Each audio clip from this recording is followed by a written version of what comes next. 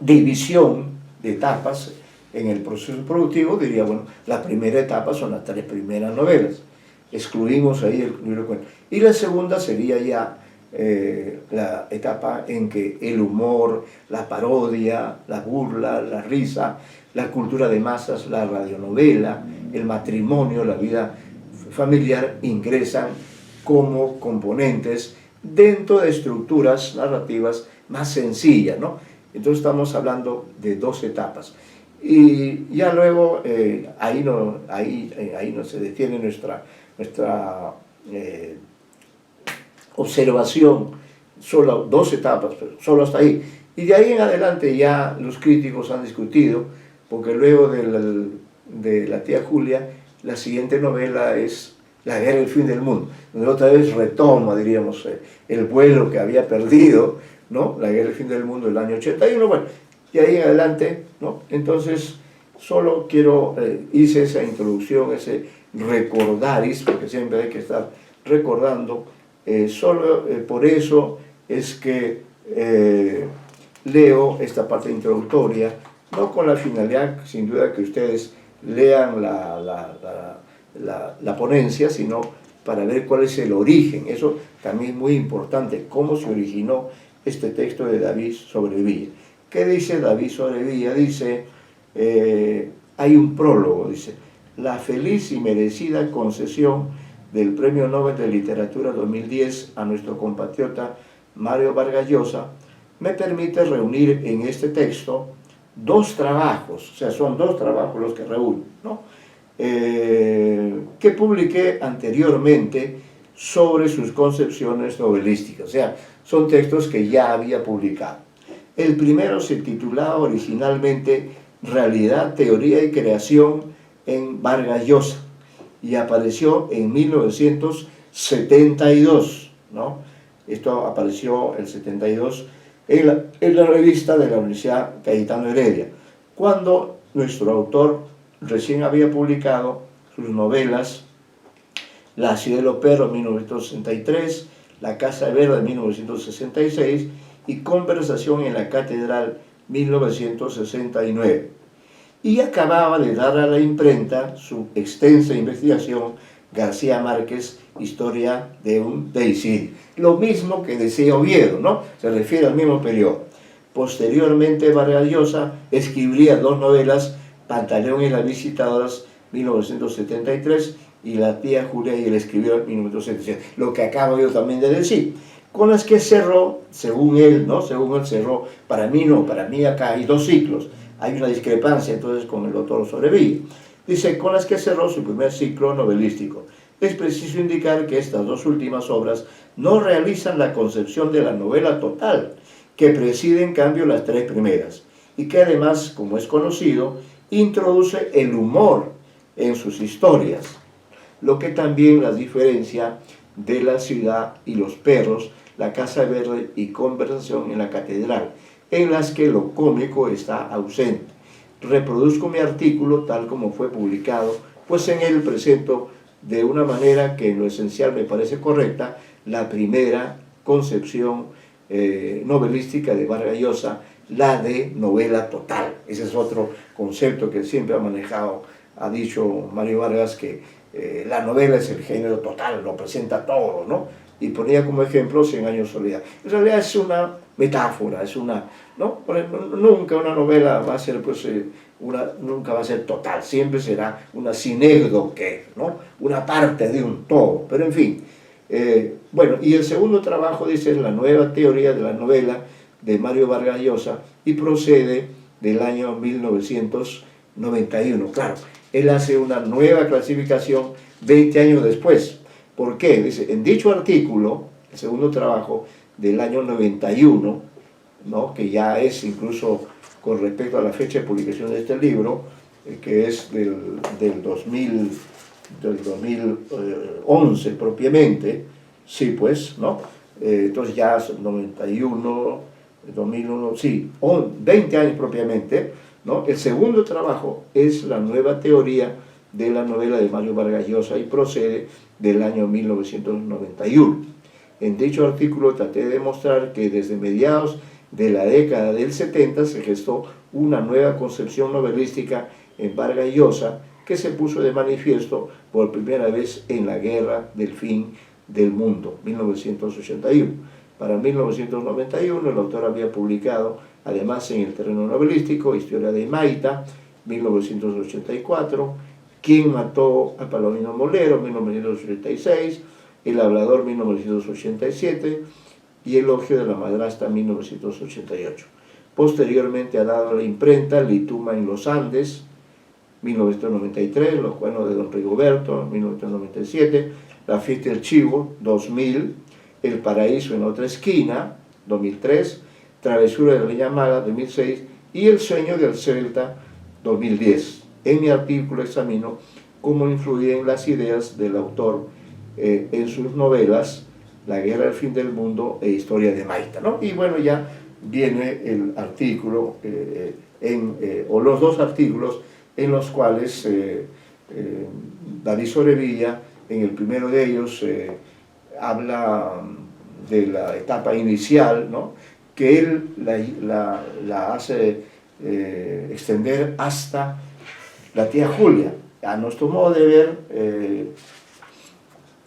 diríamos, no, ya las novelas de los 70s responden, creo, a otro periodo, ¿no? Pero en fin, son detalles que ahora no vamos a discutir, porque el tema es amplio, pero ya hemos visto, en todo caso, como un homenaje a esta parte, ¿no?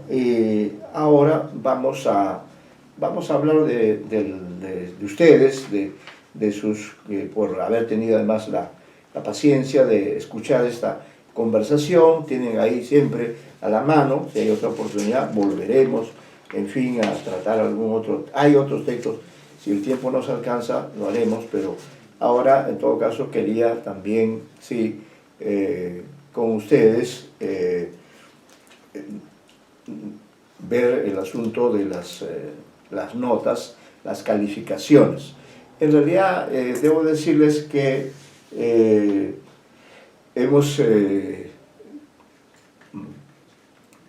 trabajado en este ciclo del modo en que ustedes han visto, a través de clases, exposiciones y un conjunto de presentaciones, de invitados, con la finalidad de ampliar el horizonte de conocimientos de ustedes que ya están en un nivel de maestría, de posgrado, y por tanto deben tener una apertura amplia, ¿no? A mi modo de ver, la conferencia, la presentación que más trascendencia académica tuvo entre ese conjunto de magníficas presentaciones, creo que fue aquel homenaje a la revista de crítica literaria latinoamericana. Como yo les dije, esa revista nació el año 75, y entre esos recuerdos este año yo dije, carambas, se está cumpliendo 45 años de esta revista. No es poco tiempo para una revista el haberse podido mantener durante prácticamente medio siglo, ¿no? En 5 años más, esta revista cumplirá 50 años. Y ojo que es una revista de crítica literaria latinoamericana. Por tanto, les concierne mucho a ustedes, y por ese motivo nos preocupamos especialmente ese día, ¿no? Nos preocupamos de hacer las invitaciones respectivas, y pudimos hacer una presentación internacional. Claro, a través de la red, a través de la educación virtual, ese es el lado positivo. Pudimos, les comento esto también para que ustedes como organizadores lo puedan hacer, porque además son ustedes, conocen mejor que yo la comunicación virtual. Aquí yo he necesitado un apoyo muy serio, muy responsable y eficiente para que todo esto salga adelante, porque yo puedo dar las ideas, otra persona también, pero además esto hay que llevarlo al terreno operativo, al terreno de las máquinas, de los flashes, de la cámara que graba, del celular, etc. Bueno, Entonces, para hacer un buen homenaje, lo que más me interesaría es precisamente que en sus futuros estudios, ustedes van a continuar estudiando, tomen en cuenta esa revista. Por eso es que en esa oportunidad presentamos a tres representantes de esa famosa revista de crítica literaria latinoamericana, ¿no? Que comenzó en Lima en 1975, cuando Antonio Cornejo Polar era profesor de literatura en nuestra casa de estudios. Él tuvo la idea, ¿no? Y no quiso entrar en detalle de los nombres, porque a veces uno se pone a pensar, ¿y qué nombre le pongo? Le pongo el nombre de una flor, el nombre de un ave, o de algún detalle, ¿no? Igual pasa como cuando uno quiere bautizar a un hijo, a ver qué nombre le pongo Johnny, le pongo Paul, etc., un nombre norteamericano, lo que fuere, ¿no? O Aymara también. Y entonces él siempre optó por lo descriptivo, diríamos así, ¿no? El doctor Cornejo. Cuento esto porque estuve cerca a él. Entonces él dijo, para no estar entrando en... Esta, dijo, es una revista de crítica literaria, ¿no? Se va a publicar en el Perú, en español, y se va a difundir por todo el ámbito que pueda difundirse. Y por eso, simple y llanamente le puso como título la revista de crítica literaria latinoamericana. Y ya comenzó a circular, de manera que nosotros nos referíamos a ella como la revista para arriba, la revista para abajo, qué sé yo, y fue alcanzando mayor audiencia, ya se difundía en América del Norte, en los demás países, de modo que resultó un buen vocero de la inquietud crítica. Colaboramos los profesores marquinos con reseñas o artículos, en fin, ¿no? Todos participamos de una u otra manera, nos sentimos cercanos. Por eso es que yo, en recuerdo de esa etapa en que vi a la familia comprometida en el proyecto, me animé también a hacer ese homenaje de gratitud, porque ellos me acogieron allí. Entonces, con motivo de este homenaje, se me ocurrió invitar a Gonzalo Cornejo, ¿no? Ya ustedes lo vieron ese día, porque han estado ese día, ¿no? Entonces allí quise, en la persona de él, que esté presente su padre espiritualmente. Y bueno, creo que lo importante es que Gonzalo, que es un químico, ¿no?, sin embargo se ha comprometido con el trabajo de continuar la obra de su padre. No quiso desprenderse de la biblioteca, opción que hubiera sido fácil. Se compró el pleito, y como tienen la casa donde vivieron, donde funcionaba la revista, entonces Gonzalo se compró el pleito con la ayuda de su madre, la señora Cristina Soto estuvo también esa noche. Entonces él ha sacado adelante el Centro de Estudios Literarios Antonio Cornejo Polar, y ya les explicó ese día cómo pueden ustedes acceder a él. Además ellos publican obras, de modo que para nosotros los literatos, ese lugar es realmente una fuente de conocimientos, a pesar de que por razones obvias, y yo que estoy cerca allí no puedo ir como iba antes, ¿no? Pero por lo menos cumplí mi obligación de estudiante agradecido, homenajeé a Gonzalo Cornejo, a su madre, a Cristina Soto, porque ella también estuvo ahí desde el comienzo apoyando a Antonio Cornejo. Lo viví con mis propios ojos. Y luego de esa presentación también tuvimos la suerte de contar con el segundo director, porque el año 1997 falleció el doctor Cornejo, y muy lamentable ese deceso. En la plenitud estaba a los 60, 61 años, pero en fin, nos dejó Antonio Cornejo en Lima, pero la revista, que ya estaba en Estados Unidos, porque el doctor Cornejo se había ido a Estados Unidos, y se regresó, pero el equipo, qué sé yo, se habían comprado una casa, entonces creo que de alguna forma quisieron continuar el proyecto, y ahí es donde surge la figura del doctor Raúl Bueno Chávez, discípulo del maestro Cornejo. Él asumió, él fue el segundo director, que estuvo también varios años, ¿no? Creo que hasta el 2010, si no me equivoco, en condiciones muy difíciles, como él contó esa noche. Y luego el actual director es José Antonio Mazzotti, otra figura muy destacada en las letras peruanas, latinoamericanas, un hombre también de una gran proyección. Así que estamos en buenas manos y esperamos que ustedes en cualquier momento funden una revista o nos hagan llegar sus noticias acerca de los planes, de los programas, de las actividades que están emprendiendo, ¿no? Bueno, con respecto al curso, nos hemos centrado en algunas actividades que ustedes realizaron.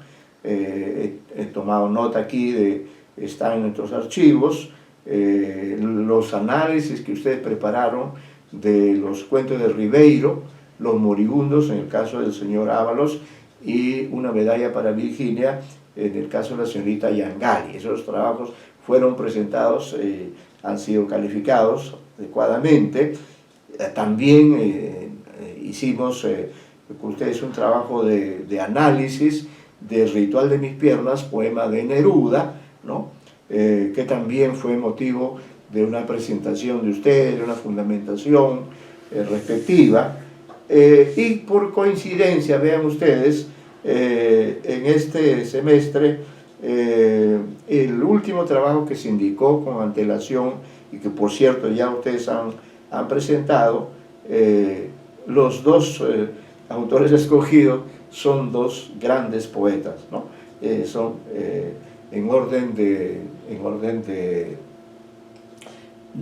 la antigüedad, diríamos. Parece que el primero es Juana Ibarburu, ¿no? Y luego Octavio Paz, premio Nobel de literatura, no recuerdo exactamente qué año, los 90, ¿no? Entonces, con esos elementos vamos a obtener los promedios. Los promedios tengo aquí a la mano el trabajo de la señorita Yangali. Es un trabajo que ella ha presentado acerca, el trabajo se llama La expresividad constante sobre naturaleza y erotismo en las lenguas de diamante de Juana de Ibarburu, ¿no? Bueno, habría sido necesario poner incluso los datos de edición de la obra, ¿no? Aunque voy a ver, sí, bueno, acá sí lo tiene, sí está Estuario Editora 1989, en la parte de la bibliografía. Ha citado varios tratados, ¿no? Y ha desarrollado su ponencia, he hecho algunas observaciones, algunas pequeñas modificaciones al trabajo. En general ha cumplido usted con su cometido de desarrollar el análisis en relación principalmente al aspecto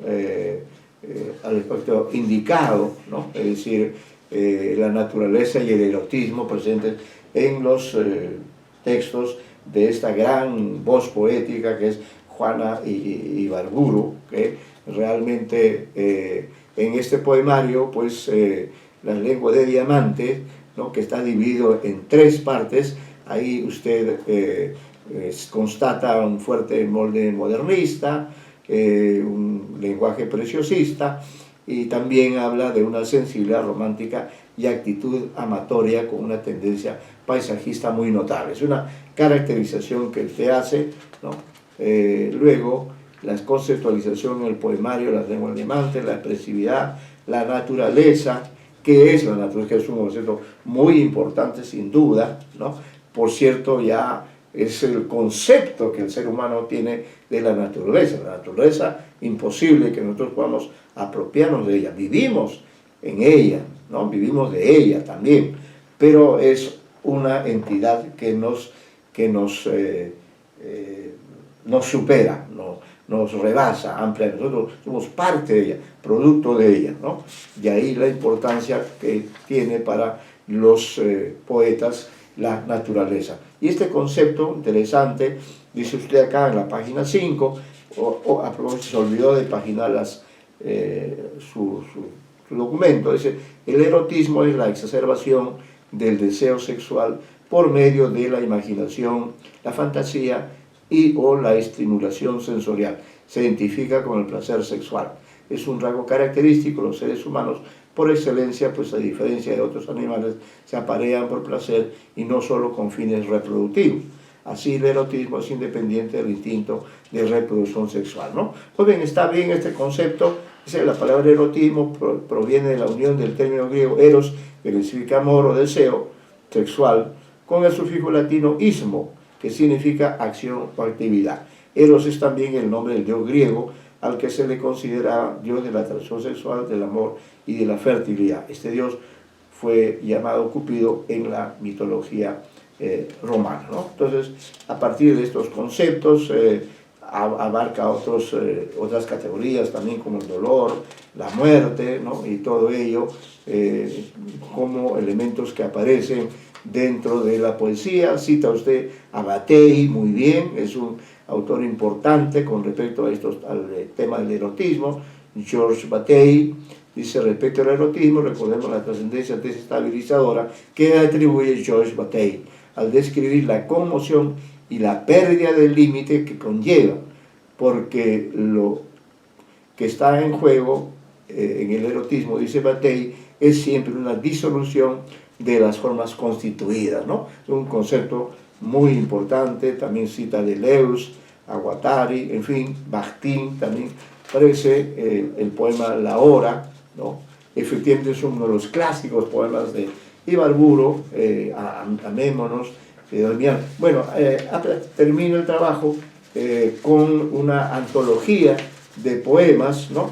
Y pienso que este trabajo, tal cual usted lo ha planteado, puede servirle para ampliarlo, para profundizarlo, incluso para convertirlo en su tesis, ¿no? O en todo caso para intentar publicarlo, ¿no? Dele una revisión. El texto está, diríamos, desarrollado de un modo que se ve la posibilidad de profundizar en eso, ¿no? De citar dentro del cuerpo mismo del artículo pasajes, estrofas, en fin, o figuras que recalquen, que resalten la veracidad de aquella afirmación que usted hace en esa parte del trabajo, ¿no? Desde ese punto de vista es un trabajo aprobatorio, hemos puesto, creo, una nota adecuada, ¿no? Con estas observaciones que hemos señalado.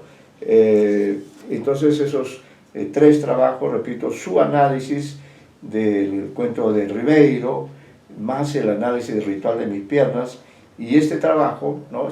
Esas tres notas, esas tres evaluaciones, más, claro, también un plus por para las asistencias a las conferencias, que espero haya servido para nutrirles a ustedes en estos aspectos, ¿no? Eso con respecto a la señorita Giangali, ¿no? Nosotros todavía no hemos tenido las instrucciones de la Administración de San Marcos acerca de cómo vamos son medio misteriosos. Lo cierto es que ha ofrecido para la próxima semana, lunes y martes, ¿no? Ha ofrecido abrir creo que se llama el Zoom, para que podamos ingresar las notas de acuerdo a un protocolo, de acuerdo a una fórmula que ya deberían darnos para no estar contra el tiempo. Supongo que el protocolo será pues algo sencillo de captar, de comprender, de modo que no tengamos ningún problema, porque si hemos cumplido, hemos trabajado en el curso y hemos hecho las evaluaciones y calificaciones respectivas, ya no habría mayor problema, solo estaremos a la espera de ello. Por eso, por mediando esas tres notas, más un plus que seguramente sin duda también se va a tomar en cuenta, les enviaremos a su correo el por medio final o las notas, diríamos, si es que hay que, porque no sabemos si cuántas notas van a haber. A pesar de que tengo tantos años en San Marcos, comento que bueno, la calificación en sí misma, las notas, no sé cómo se está manejando o si el posgrado tiene otro criterio, porque ustedes son de posgrado, acabo de acordarme. Entonces mejor vamos a escribir al posgrado para que nos dé algunas pautas más precisas, ya que es diferente el tratamiento que se da en la escuela, ¿no? Ahora, en cuanto al trabajo del señor Luis Beltrán Ábalos Guerra, se llama Desacralización del lenguaje y manejo del ritmo en las palabras. Así se llama el poema de Octavio Paz. Es decir, no está hablando de las palabras en general que emplea un hablante o de las palabras que emplea Octavio Paz. No, está hablando de un poema que se llama así precisamente, ¿no? Y entonces el trabajo está muy bien elaborado. Voy a leer algunas partes, lo he leído con bastante cuidado. Hay algunos aspectos, por ejemplo, que pueden servir también de referencia para la señorita Yangali, ¿no? Tiene todas las características de un artículo científico, emplea diferentes autores, está también transcrito el poema que analiza el señor Ábalos, con el conteo del ritmo, ¿no?